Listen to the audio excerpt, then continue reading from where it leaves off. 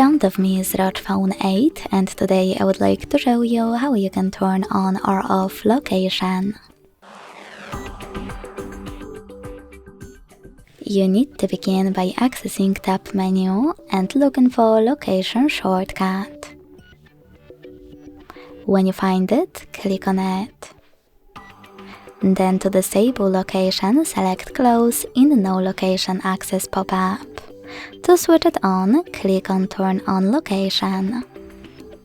So when I go back, as you can see, my shortcut is black, which means that location is off.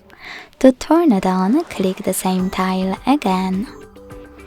If you want to, you can also go into Settings and scroll down to access Location section.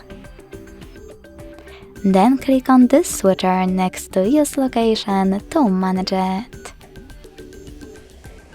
Thanks so much for watching. If you enjoyed this video, don't forget to leave a like, comment and subscribe.